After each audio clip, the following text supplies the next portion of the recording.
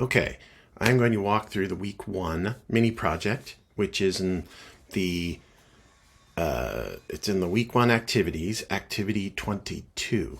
I have just opened I've opened up the folder. If you can see here, I've opened up the 22 Stew mini project folder, and am going to work within this folder to build this web page. And really, the goal here is to learn how to build a web page from scratch. So hopefully this video will give you an idea of the steps it takes to build something like this from scratch. So I have over here, I have the README that comes with it to describe what it is we need. So we need to have a single page that collects visitors' contact information.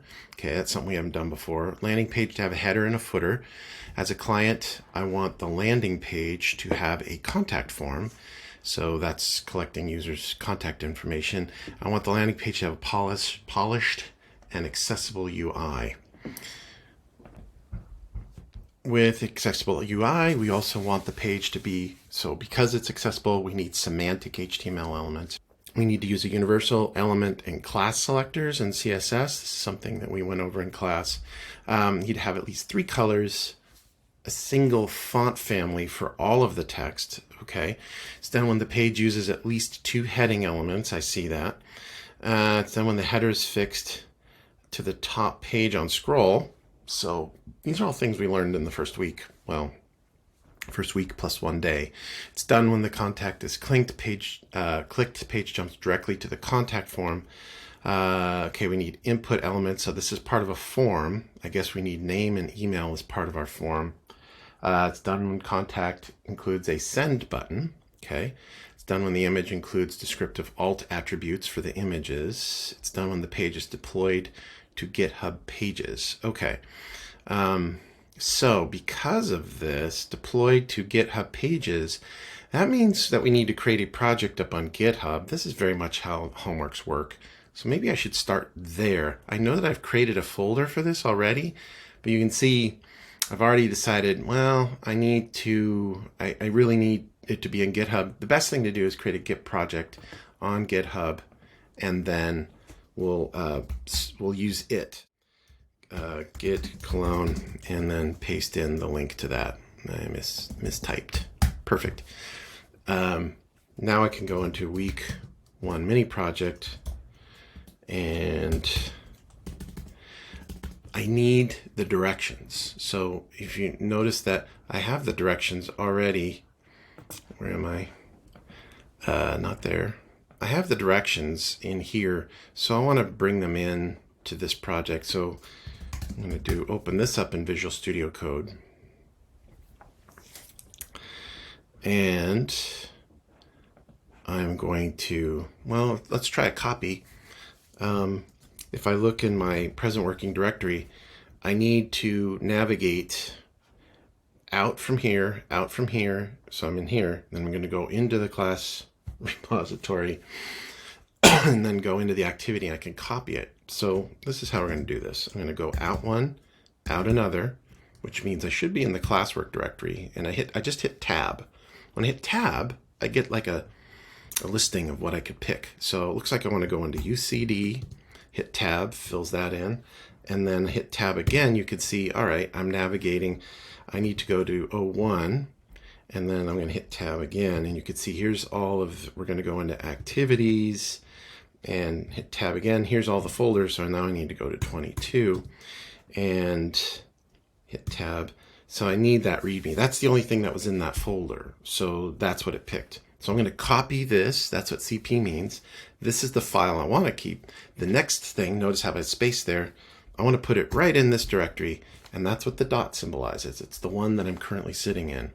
So I'm not navigating all the way over to that directory. I'm just identifying the thing. And I'm doing this all using the command line rather than using drag and drop. So now if I look in here, I have a README. Let's see. It probably overwrote the one that was there, right? Because I did create one, remember? So that means I probably overwrote it. And so let me clear my screen. If I do a git status, I'll bet you that, yeah, this README has been modified, which is not what I really wanted to do. But that's okay. I think I'm just going to leave it for now because I want to get moving on this and we only have so much time. So let's clear this. And I'm going to go over here. I'm going to close this. And I know that we have this. I'm going to move it over here so I can work a little bit cleaner. Cool. All right. So here are the directions again. So if I do this, it should, there we go. Now we have a preview.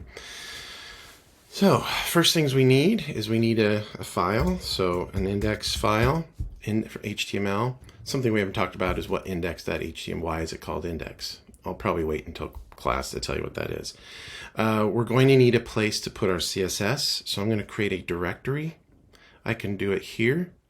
I'm going to call it assets. And then I'm going to create a new directory, call it CSS. And then I'm going to create a style, new file, style.css. Okay, so why do we have a directory of CSS? That implies that there's multiple files, which is true. A project can have multiple CSS files. It's a way of dividing up the work so that it's easier to navigate. If everything is one big CSS file, you can imagine as your project gets bigger with more and more files, that CSS file becomes very unmanageable. So that's why you can have multiple CSS. Since ours is small, we're only going to use the one. I need a directory to hold images because I think we said we need an image. So I'm going to do that. I don't know what to put here. I do have this fetching image of myself. I'm going to bring that over. It's a screenshot. I don't like the name. So I'm going to change this name. I hit return and it allows me just to edit this. I'm going to say John so that that's what that is. I think that's probably enough, right? There's this guy. Okay, I'm just going to leave it. I had a class a few classes ago. I think it was Jane's class, maybe. Can't remember. Yeah, in which they made memes of me, which was pretty funny. So I have a handful of those sitting there. Anyway, now we got image. We've got, I think we have the stuff. Now we just need to start writing the code. We need to have a bare bones HTML file. So the first thing I'm going to do is start typing. If you remember, it all starts with a doc type. And the next thing is to have an HTML tag. And so now, let's see. Thank you. Now I have an HTML tag. I'm going to have a head. And I'm going to have a body. This is the bare bones of a web page, right? Some things that can go in the head that are useful. I always do a title. You need to have a title. And you'll find, I gotta spell it right though, that a lot of different things can go in the head, but there are certain things, basic things that you need to have. So if I come over here, first thing I need to have a title. This is what, a landing page? What do I put in a title? What stuff? It's really, it's the thing that comes up at the tab in the web browser. So that's, if you have a lot of tabs open, you never read that. But it is something that, again, especially Google, or search engines, not only just Google, they're trying to figure out what your page is about. And so it tries to figure out what the important words are. This is why we use H1 tags and H2 tags. Those are considered more important, but also the title. It gives an idea what is important about this page. So since this doesn't have a whole lot of function, I'm just going to call it maybe personal landing page. I don't know. Other things we need. It's best to give a character set. It tells the browser how, so this file that I'm saving, when Visual Studio Code saves it, it uses a text encoding. What does that mean? Well, it takes our letters and has to make ones and zeros. The scheme from taking our letters and putting them into ones and zeros and storing it on the file there's different encoding types. So the typical one is UTF-8. It's the most common. Oops, it's UTF-8. And meta tags are just, they're self-closing. If you want to learn more about encoding, I encourage you to read it. But this type of thing, U stands for Unicode. It was developed, I don't know, somewhere in the mid 2000s, it seems, as a way of being able to accommodate international letters, because when computers first started, all they could handle was really just Western English, Western characters. So now Unicode allows for Japanese and Arabic and Persian and Chinese, all these different characters that go around the world. So that's why we need that encoding. We have a title. One thing we learned is about how to make the web page responsive. We need to have a viewport. So we're going to call this name. And you have something that describes how to handle the viewport. And so what this means is, when you have a device, we're going to say, what is it? Content. So meta tags have a name and a content. So for our viewport content, we want it to say width, meaning the width of the viewport should equal device width. Like, you notice that when you're on your iPhone or you're on your Android, you open up your web browser and you have the web browser window there, like Safari or Chrome or whatever it is. You can't drag the window. You can't make it smaller, right? Like you can on a desktop. The web browser width, the viewport, is the entire device. So that's what we're trying to describe here. When you're on a desktop, the device width is the entire thing. So it behaves a little bit differently. Initial scale. This tells it that, what do I want to say? You can actually scale the content smaller or larger for whatever reason. Anyway, what I'm trying to say here is that this is what is required so that you can do responsive layouts that work on mobile. The last thing we need to do is we need to link in our CSS file. Otherwise, everything we do style-wise won't be seen. So rel is style sheet, and we're going to do an href. Going to look. This is how I use Visual Studio Code. It's very helpful. I know it's in assets. I know it's in CSS, and there's our style sheet, self-closing. Okay. We now have our virtual or the information about our page, but we don't really have anything in the page. If I go back to our spec, we need to have a header and we need to have a footer.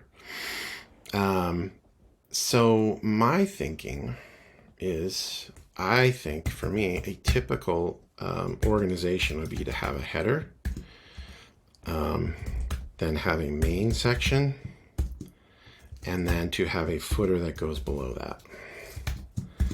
And that this clearly shows the screen readers what is in these things. And then in the header, let's see, we are told to have, I think we're told to, let's see, collects users' contact information, engine, contact form. It doesn't say what to put in the header, right? It's fixed on the top page to scroll. I guess typically what you would have is navigation, maybe. Oh,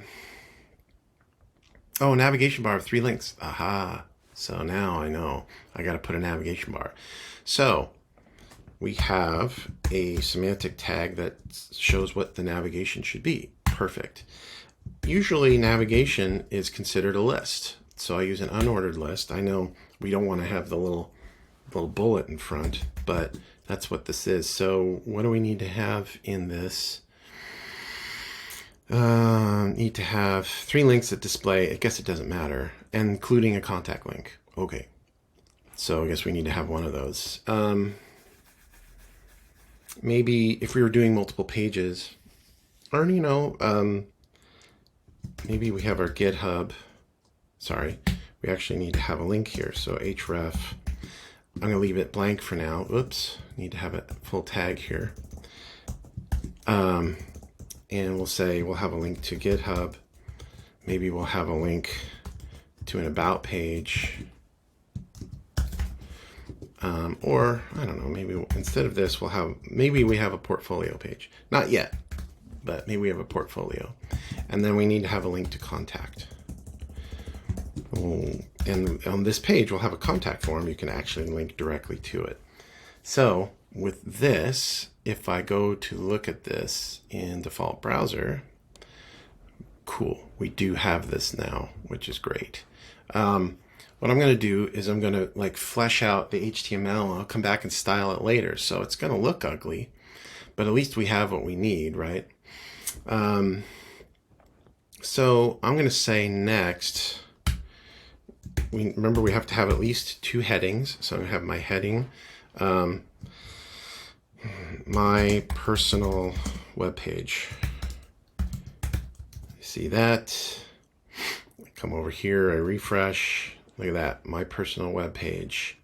Then other things we needed to have. We needed to have class. We need to have an image, right? We need an image with a caption, and we need a contact form. It's not a whole lot. We need here. Header contains navigation bar, contact link, page jumps, input elements. So there's not a whole lot we have to have. I see it also needs to be on GitHub pages. That's okay. So let's go back to our code. What we can do is we can create an image. So here's an image, and we're going to do, it's going to locate, we need to locate in assets, in images, the John ping. We need to give it an alt attribute. It says portrait of John, maybe my whole name. So that gives the screen reader some idea of what's in the image. Plus, okay, so if we look at this in the page, there it is. If it's broken, say like I put the wrong link there, or the image is missing, and I refresh this, notice how it fills in the text for the broken image. So that's 2 purposes. Okay, now we want to put a caption on this. So what we're going to learn is we're going to learn a new tag type. Let's go HTML tags caption. If I'm just doing a search, maybe you don't know, HTML tag caption. This is determining for this is for a table. That's not what we're doing though, right? We're not doing tables. So maybe we'll do image caption, and we have, okay, a figure element. So how do you place an image? See, I'm trying to find this for you. I mean, I know what's in my head here, but I think what we're looking for is the idea of having something called a figure. So in I don't know, in the information architecture of our site, and you think about maybe where HTML comes from a technical background, usually in a document you have a figure that has a caption underneath it. So this is where this language comes from. So the figure consists of an image and a caption. So if you look at this code example here, we have this example. So what I want to do is I'm going to create a figure around this. Take this close tag, I got to put it below the image. Now you notice every time I save the document, everything realigns. It's because I have the prettier extension, which I totally encourage you to do. It makes your code look nicer and helps us keep track of when tags are opened and closed. Then if we look at this code example, we need to have a fig caption. So I'm going to do a fig config caption and say, I'll just put John Young. And so now if I look at this in the web page, I have a little caption. You'll notice in this example, the caption's on top of the image, which is totally fine. But you notice they used some styling to make that happen. They used some styling to make it happen. I'm just seeing how they do this. Wrap around there, display. Oh, we're not doing display flex yet, but color font padding. Okay, I'm just going to leave this. Come back to it. Anyway, here we have a caption, we have an image, we have the heading. So we're knocking back all of these specifications. We have a header, we have a footer. Maybe what's in the footer, right? Usually we put like, I'm gonna put this in,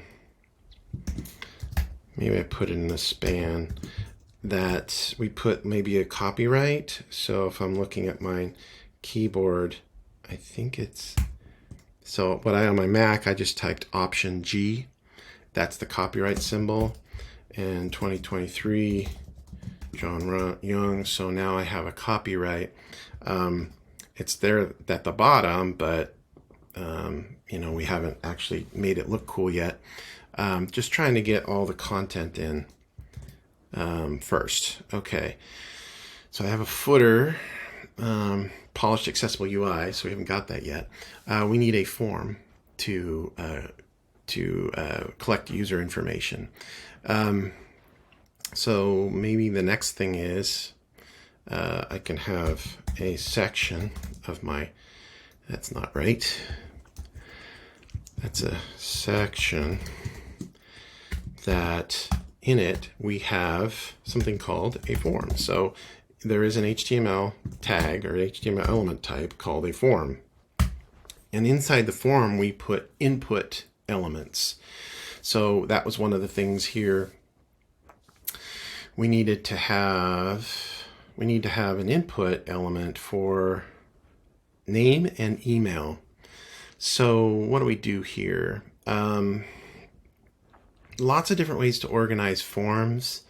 Sometimes use tables, sometimes use, you can just be in divs, for example. So like what I'm saying is each element would have its own subsection. And this is what divs are good for, right? Divs are good for structuring this information, categorizing it. They don't really have any, they don't have any semantic value, but they do serve the purpose of making little containers around stuff. So we have three elements in here. We have the user's name. So I don't know, username. So this attribute, the name attribute, symbolizes when you submit the form, the backend will be able to identify what this field name was. So this is what that's purpose is. The name is a specific attribute. That's why I called it username. Like I said, when you submit this form, there's a backend that has to take it and process it, either to send an email or stash something in a database. For us, that starts week 9 and 10, right? And this is what informs, this is what creates a label for the backend to know that this is the username input, if that makes sense. We also need to give it an ID, and I'll tell you why. And very typically, the same identifier is used for name. Let's see, we need to tell what type this is, this input type. We need to say that it is a text type. And we could also give it a placeholder that kind of it doesn't fill in the text box. It just kind of gives an example of what we expect. So now if I refresh this and look at this bottom, you can see we do have a field here. But our form really hasn't been labeled, so it might be useful to have something like this. Is now we have that we needed this as part of our spec, is to have a second header, so that's what this is.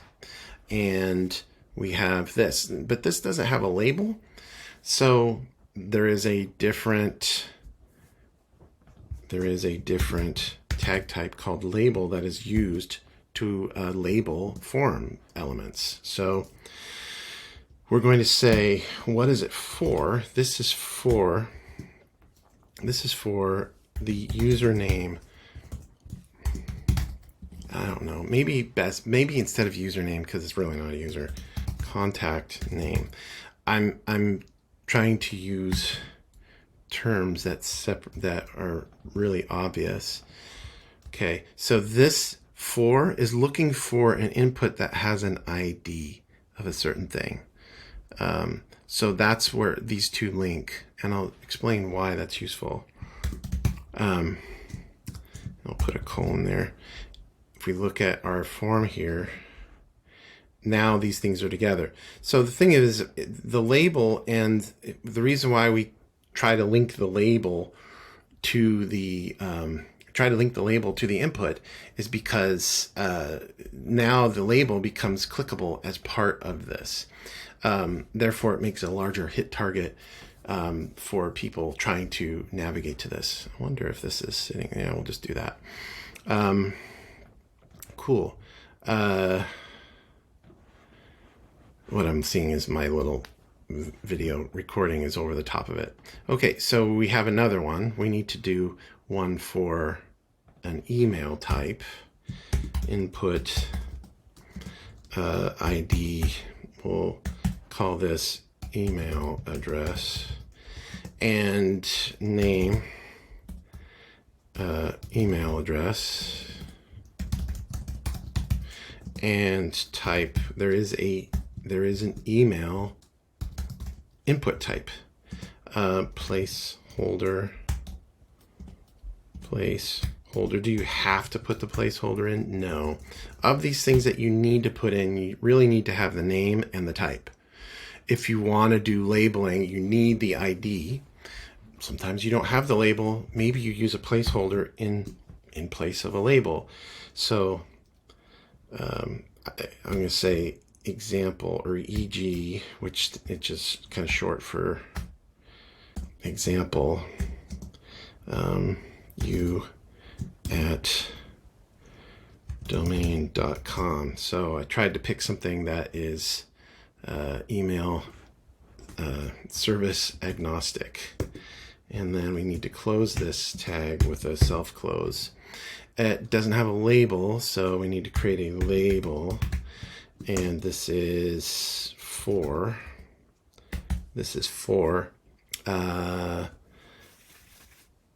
email address. That is the idea that we're trying to label. And I can just say the word email and refresh this. And so now we have the elements of our form. The last thing we need for this is we need a send button. There's a couple different ways you could actually create an input of type button. There's a couple different ways. You can say type or type submit, which is explicitly saying we want to when you click this button, it will start the submission process of the form to go to where it should be processed. I'm not going to get into the processing of the form because that's weeks and down the line. But for now, we need to create this front-end form. This is one way. The other way is to say this is a button, which to me is semantically better, right? This is a button. It's not really inputting anything, and it's of type submit, and we can say send, right? That's what we're supposed to put on that button. And now if we refresh this, we have a send button. And you'll notice that when I hit the send, this page actually refreshes, because what you would do is here you would say, the action element or action attribute of the form is what indicates the form what to do when you send. We haven't given it an action, but the browser is going to, by default, when I send this, it's looking for an action. There isn't one, so it just refreshes the page. The action becomes the same domain from which the page comes from. So anyway, that's what's going on here, if that makes sense. Okay, I think we have all of the stuff we were told to put in the page. We just don't have the link to the contact form. That's one we need. So what we can do is we can say, let's go to our HTML. You can have you can have this this link within the page, and it'll make it scroll down. It'll look for an ID of a certain name. So if we come here to our form section, let's create an ID called contact. So that is our section for the contact form. We come in up here now and we say we want to link down to this contact ID. So, I mean, if I refresh this and I click this, well, it's not scrolling because it's all visible. But if I do something like this and I click, notice how it pulls this into the screen. Therefore, you can kind of navigate within the page, and they kind of act like bookmarks for the page, right? So, okay, perfect. Now let's do some styling.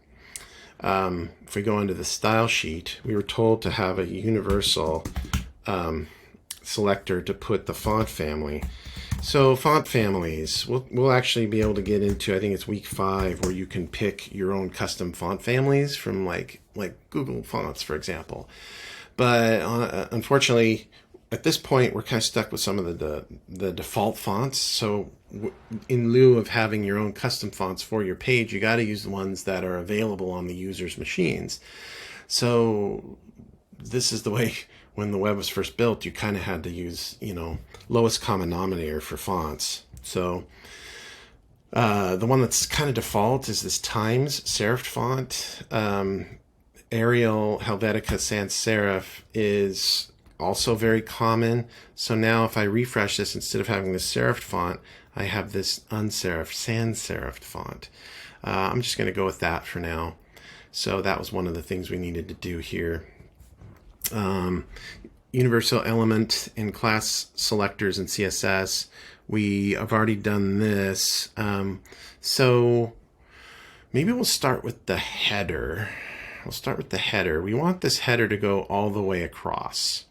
Also, we need some sort of a color scheme, right?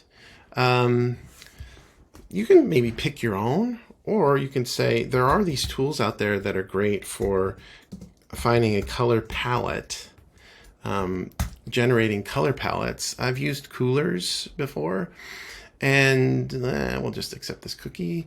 And what you do is you come in here and start a generator, and it kind of gives us some of these color palettes. We only need 3. This is a little ugly. As far as again, this class is not a design class, but this is the type of thing I would use sometimes to help me. Although, where's the color thing? I think, yeah, I'm hitting spacebar. I mean, that's pretty striking. Maybe I'll use these. So how would I use this? If I come into colors, I need these values, these values. I'm going to copy this, copy it. I'm just going to pull them in here with, let's see, this is kind of a tan. I'm just making comments here, so it's not affecting the style yet, but it's a way for me to just copy these and have them in one spot. This is kind of a slate, not really, but I'm trying to be quick. I'm not good at naming these colors. It's a blue, I guess. Here's our yellow. Copy this. I'll call this it's sort of a orange yellow, right? And now I have 3 colors, which is what we need for our app, but I'm just going to grab all of these. So this is our red, maybe it's, and if you're curious to what these hex, this is a hex color. It is the mixing of red, green, and blue.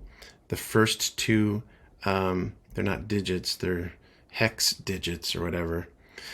That's the red value. This is the green value. This is the blue value. It's a number from 0 to 255 represented in hexadecimal. That's what this is. Because on digital screens, we mix colors. Using with red, green, and blue. And this is the green color. Okay, so now we have these colors. Let's style our header. So first off, we need it to be sticky. We want it to go all the way across. Let's give it a background color. I'd say maybe let's give it this, I call moonstone. So let's give it that color. Let's give it a background color of this thing. Well, I'll call it moonstone. Now I know what we're calling it. Moonstone. Moonstone. That's a moonstone? Moonstone. We'll take this value, copy it, and we'll place it in there. Okay, we have background color. If I save this and come back over to our landing page, okay, we have this, but look, there's this white space up here. We want it to be all the way to the top with that. We got this padding over here. Let's use our inspector. Let's find out what that is. So I just clicked right on that. Let's take that off. I clicked right on this. Let's inspect that element. And I think what you'll find is this is on the HTML or the body. The body has a margin of 8 pixels. This is user agent style sheet. What does that mean? It's the default styles that the browser has for a body. We'll talk about CSS resets, but this is saying that just by default, the browser has a margin of 8. So if we just say margin 0 on the body, oops, that's a margin. Margins don't work, but a margin of 0 might.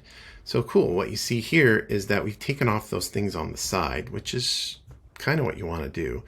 I think too, what I'm looking for is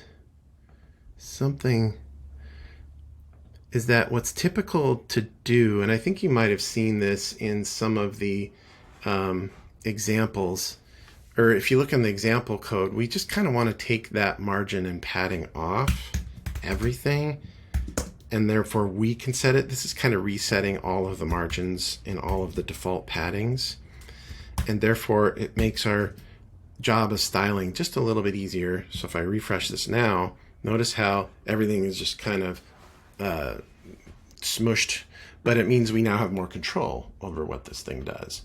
Okay, so these things, well, maybe, maybe what I want to do I want to do it this way?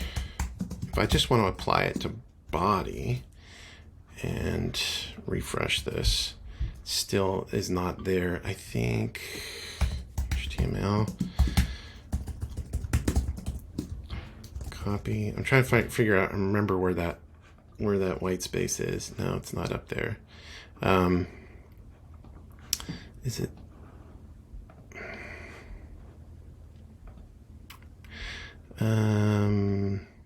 No, I'm trying to figure out where that is. What is actually holds that thing? Well, what we can do, because I can't remember, what is the white space at the top of the HTML page? White space at top of page. So this is saying CSS reset to top of your different browsers render different margin padding. I'm using, well, this says to put it in the universal, but it's actually not describing here exactly what, it's not describing exactly what has that thing. So by putting margin 0 here, it didn't take it off. So it's actually on some other element. I don't know. I'm not exactly sure where it is. I think maybe for now, why don't we just do this? We'll go with our original inclination. Let's take that stuff off and we can find out later what's actually causing that. I'm just going to save this because we're running out of time here. Let's just put this here. Okay, so one thing we needed to do was we needed to make the navigation be inline. That was one of the things. So I'm going to say in my header, in the nav, the UL. So I'm nesting these. So inside my header, there is a nav element that has inside of it a UL element. Nav UL LI. We can do a couple things. Come to style sheet.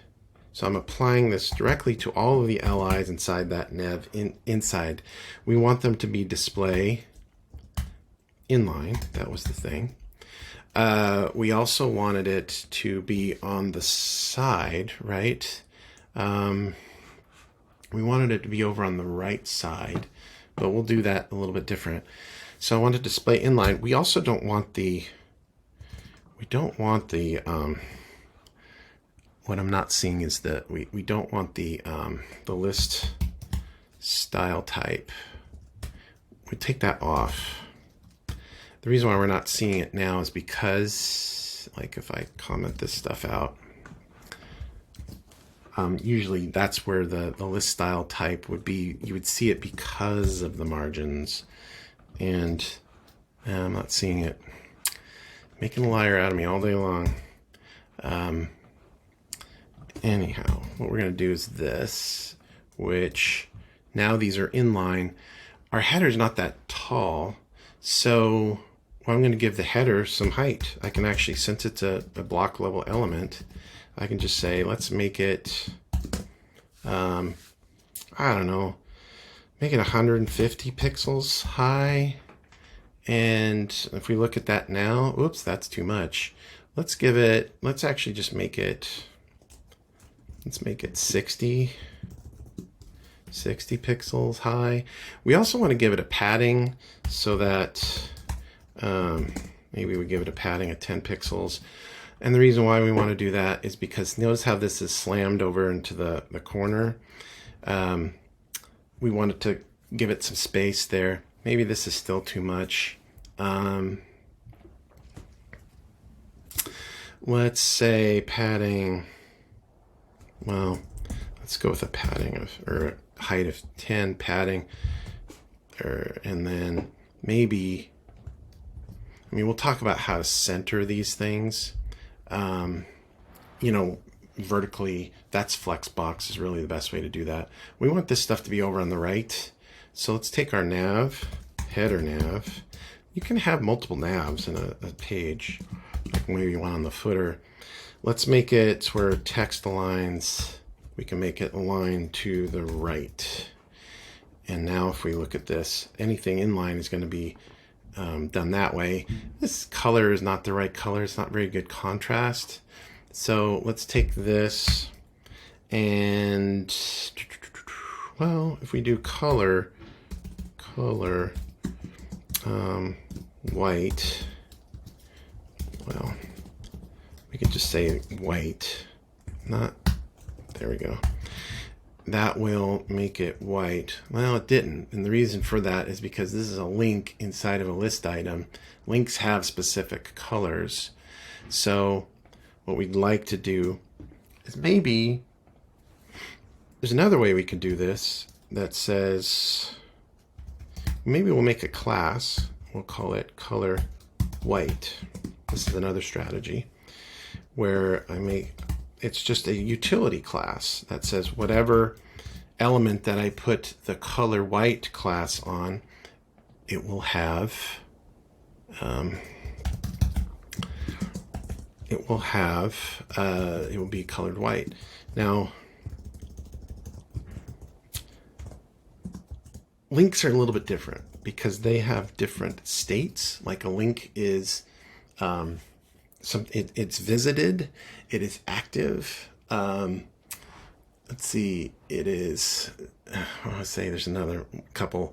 But anyway, because the link goes through different states, the browser will color it differently based on its state. So this may show up white, or, and rollover, if you hover, it's another state, you can change the color. So here's an example of maybe, so we have color white, but if we have a link that has color, a color white class, color white class, we can say, and we haven't gotten to this yet, but we can say for the hover state, we want the color to be, and maybe, what would be, just for the sake of seeing it, let's make it the yellow. Let's take it here and let's make it that yellow, orange, right? So now if I refresh this and I hover over this, notice how we get a different color. If we don't like the,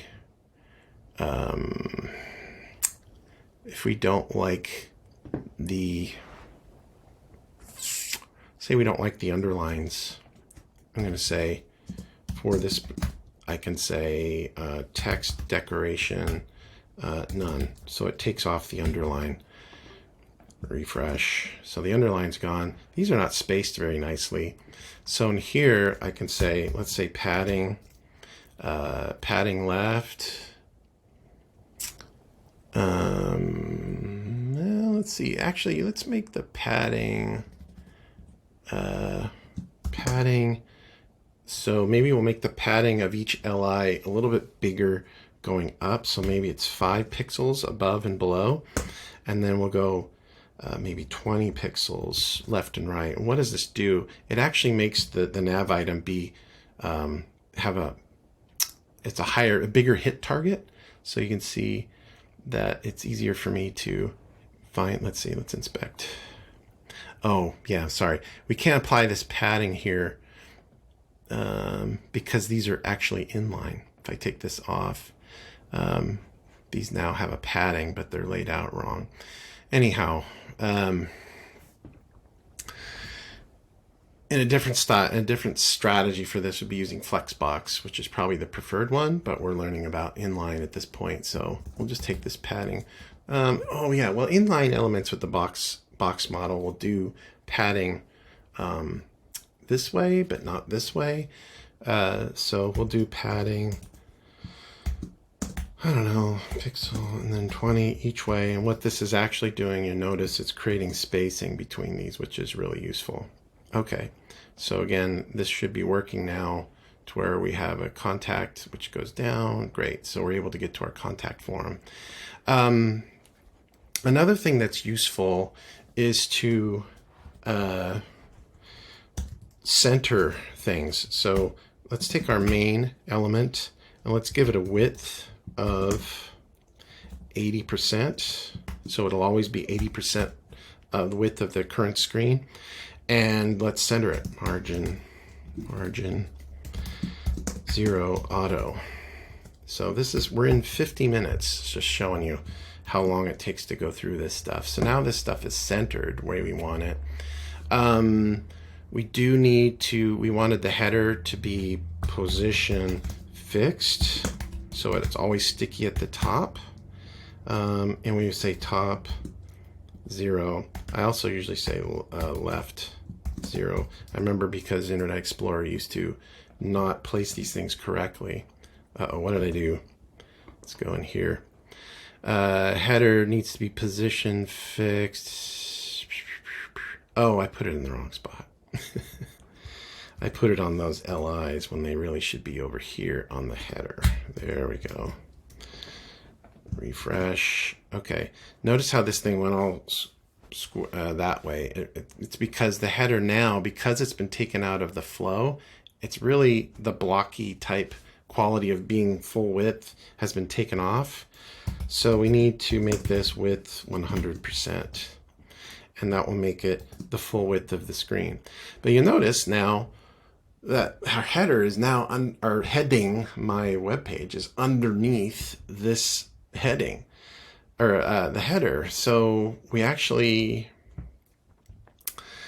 what we can do is we can say, all right, main, we'll add a padding of maybe 100 pixels. So we actually put an artificial, if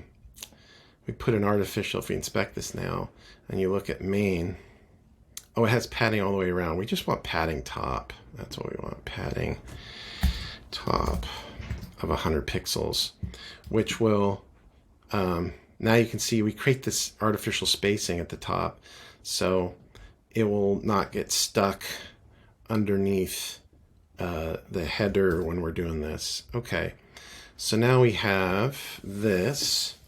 Maybe our body needs to have a cool color. So instead of white, let's use this tan.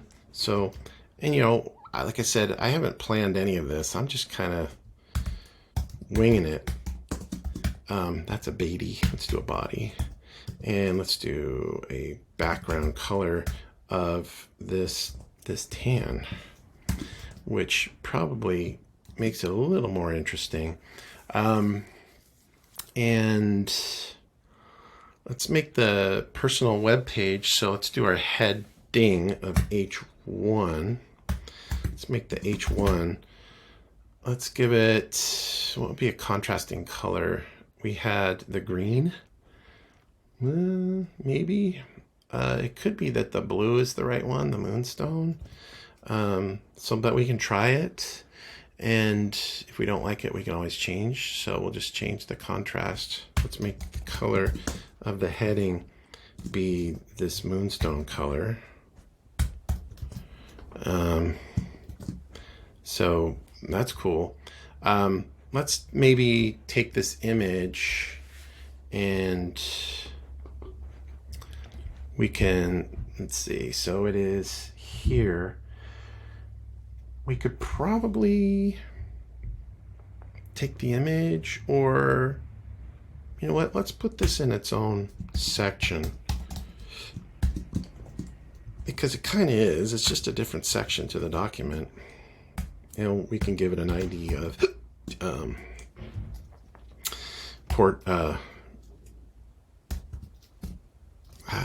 portrait,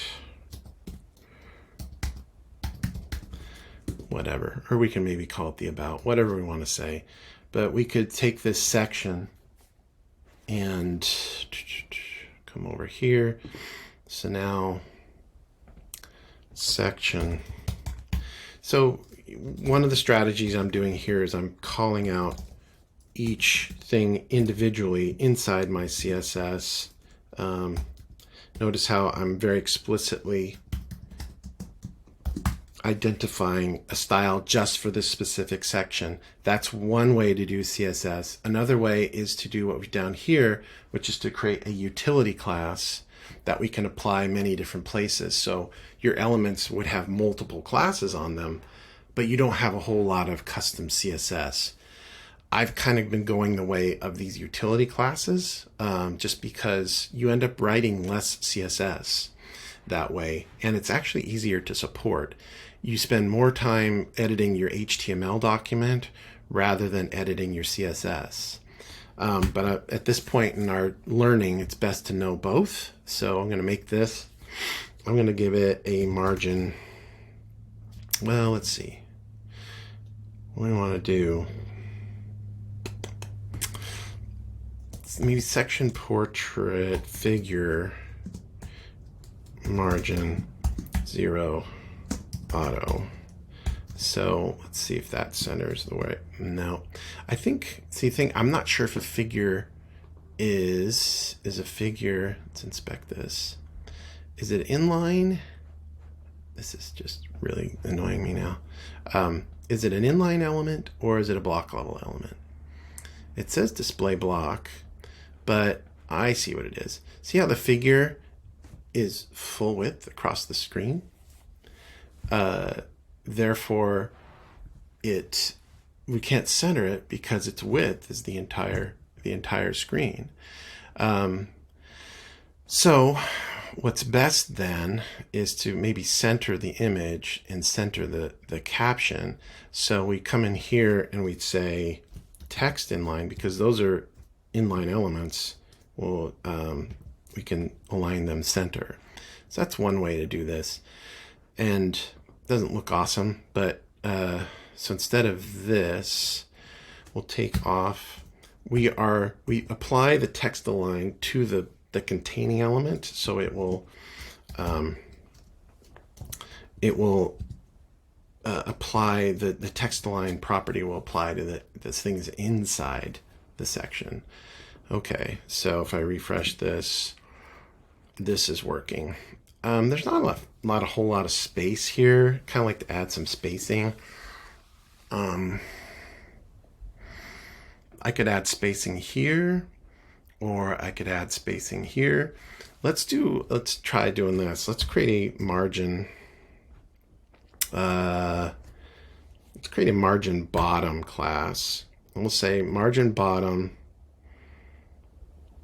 1. This is one class, which creates a margin bottom of, let's say, 1 rem. We haven't talked about what rems are. That's a bottom. Let's do bottom. Let's do margin bottom. Notice how I'm creating a lot of utility classes of this. So not 2 rem, but maybe 1.2. So rem is a relative measurement of a multiplier of the default font size. So that's another thing we could do, is we can say for body, we can say what our default font size is. It's typical is 16 pixels, and that's the default anyway. If I don't even do this, the default size is 16 pixels, but here we're calling it out. It also means we can use media queries at some point to change the default font size based on our display size. But anyway, that's what this is doing. It's using that multiplier, and maybe this is 1.3, maybe this is 1.25, or even we could go lower than that. So maybe this is 0.8, and this is 1 rem. You see what I'm doing? I'm actually just kind of eyeballing this, but you can create our own scale. And then if this is margin bottom, then we can make this margin top. You can see we're creating all these utility classes that are very specific to what they do, but it allows us to apply consistent margins across our application rather than, randomly choosing margins for things. So, like for example, I want to add a margin to this. So I'm going to say, I'm going to add the margin bottom 3 class, which should create a lot of margin between this. It's not big enough. Maybe we should add another style of margin 4 and 5, bottom 4. And now this is 1.5. Maybe this will do one more. And what is this, the best scaling for this? Well, I'm just winging it right there. I think with a little bit more time, we could make this a little bit better. Okay, so I have this. There's some spacing. Notice I've got some spacing. I think we need one more color. What I'd like to do is, let's make this footer. Let's do to the bottom footer similar to what we did to the header. So, and you notice the CSS can get very disorganized. This is again why having multiple CSS files, yes, you can have multiples, is helpful. So we're going to make a footer. We want the footer to be, let's give it a height of, let's say 50 pixels. Let's give it a padding of, so top and bottom. Let's give it a padding of maybe 20 pixels, top and bottom, and we don't really need them on the sides because what we're going to do is we're going to text align center, and let's give it a background color of, let's do the green. Let's do this green. so that we meet that was one of our specs. We need to have 3 colors in our palette. So if I do this, we should have a footer that does this cool thing. And this is black text. Maybe we don't want black text, and maybe this is too much. Let's take this and make it a 20 pixel. Or even better, we might not even need this height. We'll just use the padding to be the background, and it automatically centers this. Probably should have done that up there. But let's make the background color. Let's make the color. Oh, we already have a utility class for making color white. So let's add that to our footer. Class color white. So you can see we're reusing that utility class in multiple places. That's great. Let's make the contact form look a little bit better. We're kind of running out of time here, so you know, I could spend a lot of time tweaking this design. I'm not sure if I like this centered now, but that's okay. But for now, maybe we can put the contact form. Let's give it some padding. Let's say section. Or what would be a good thing? We make our header the same color. So see how our H1 has this color? If we go comma H2, this color will be applied to both the H1 and the H2. So that's there. Maybe in our form, so we have our form. So what can we do here? Maybe in our contact form, it's actually quite common to say, okay, let's go into, we'll say, for every form that we have, inside there is a div that, so this is going to find all the divs that are just inside the form. So this would be this div, and this div. So if it was a grandchild, if I had a div in here, this style wouldn't apply. So let's say for those, we want to have a margin of maybe 10 pixels top, and then maybe, you know, be careful. So I'm going to say top. Yeah, we could do that. We'll just say 10 pixels up and down and 0 on the sides. And so this should create some space here. Let's make this button a little bit bigger for sure. So that means we can say form button. And here is another selector that we haven't gone. We can say we want a button that has the attribute of type submit.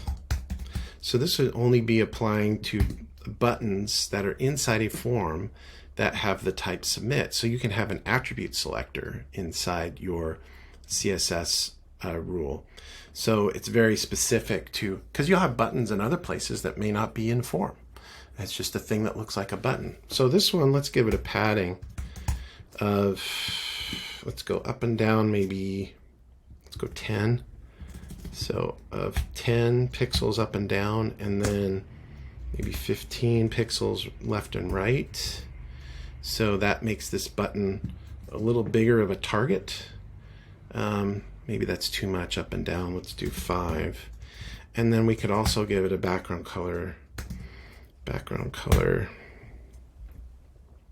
Let's use this yellow-orange. So now we have a button. There's more you can do to style buttons. There's more you can do to style things.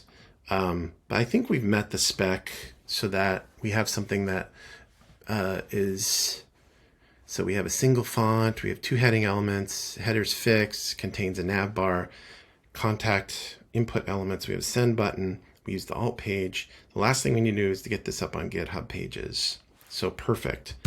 What I have now is a page. So in order to get this up in GitHub Pages, I need to say git status. These are the things that we've changed. Let's do a git add We want to add the assets folder, and we want to add the index.html. We actually don't want to save the README we used as our spec because it's not our README. That's the one we use as our spec. So I'm going to do this. I'm going to say git restore README. So it's going to be the one that was created up in GitHub that we pulled down. And so that change is now it's been basically erased. So if I do it now, do a git status, I've got all the changes that I need to commit. I'm going to do a clear screen and now we're going to do git commit m initial commit. Probably should have made little commits along the way. Now if I do a git push and we go to our GitHub, refresh, we should now have some stuff. Perfect. Let's go in here over to pages. Say we want to deploy from the main branch. Which branch? The main branch. If I save this, we should have now started an action to deploy this to our GitHub pages. You can see that it's not done yet. What we've done is we've put ourselves in the queue at GitHub that it has like a job that waits around for people to deploy things on GitHub pages, and then it does the work. So while we wait for this to deploy, I'll just pause here for a sec. Okay, so now this has been deployed. If I click this link, you can see that my page has been deployed to my GitHub page for this. Again, if you try to submit this, it doesn't go anywhere. Should have put some padding inside. Another thing is to put padding inside these inputs.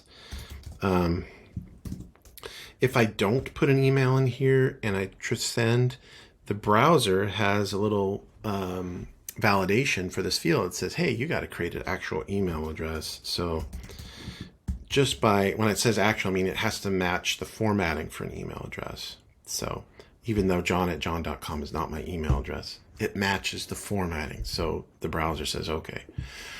Okay, well, here it is. Here is a web page that has made all those specs. It may not be the prettiest, but it's something that we were able to wing up pretty fast within, it looks like I spent about an hour, but all the way along I'm instructing you how this stuff works. So should probably be able to do it in a quicker fashion and spend a lot more time doing styling, right? This is where it helps to do styling ahead of time and then do this, but we're doing code at this point. Anyway, hope this has been helpful.